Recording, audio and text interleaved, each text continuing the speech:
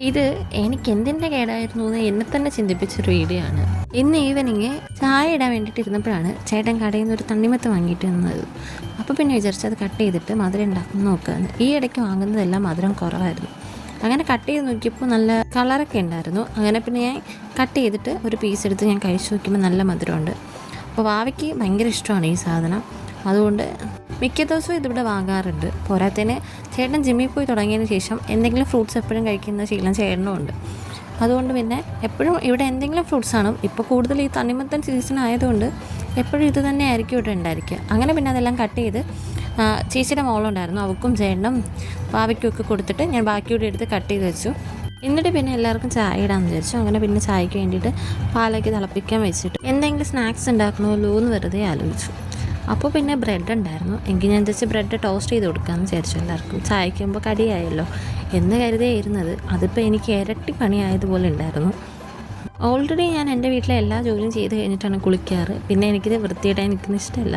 അപ്പോഴാണ് ഈ bread toast ഉണ്ടാക്കാൻ എനിക്ക് തോന്നിയതും അതിൽ കൂടെ എനിക്ക് തന്നെ ഞാൻ പണി ഉണ്ടാക്കി വെച്ചത്. ബ്രെഡ് ടോസ്റ്റ് ചെയ്യാൻ എടുത്തപ്പോഴത്തേക്ക് ചേട്ടൻ പറഞ്ഞു, ചേട്ടൻ ടോസ്റ്റ് ചെയ്തിട്ട് വേണ്ട, 2 ഓംലേറ്റ് അടിച്ച് തന്നിട്ട് എനിക്ക് ബ്രെഡ് കൂടി തന്നാൽ മതിയെന്ന്. അതിന് സവാള കട്ട് ചെയ്ത് മുട്ട പൊട്ടിച്ചപ്പോൾ ഒന്ന് പൊട്ടി താഴെ പോയി, ഒന്നാണെങ്കിൽ എൻ്റെ തോടോടുകൂടി അകത്ത് പോയി. അങ്ങനെ സ്ലാബ് വൃത്തികേടായി. അതെടുത്ത് മാറ്റിക്കൊണ്ടിരുന്നപ്പോൾ ഞാൻ ശ്രദ്ധിക്കാതെ പാല് കുഞ്ഞി മൊത്തം താഴെ കളയുകയും ചെയ്തു.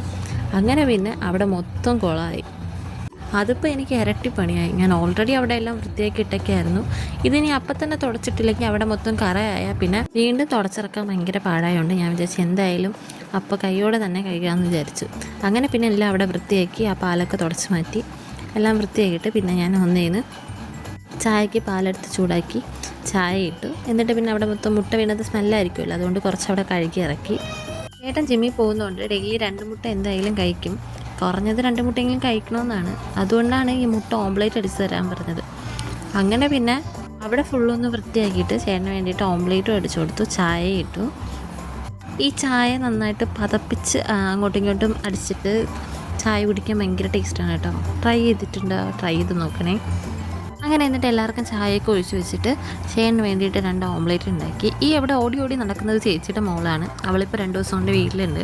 ചേട്ടൻ്റെ അമ്മ ഹോസ്പിറ്റലിലാണ്, അപ്പോൾ അവിടെ ഇരിക്കുന്നത് ചേച്ചിയാണ്. അതുകൊണ്ട് മോൾ ഇവിടെയാണ് നിൽക്കുന്നത് 2-3 ദിവസം കൊണ്ട്.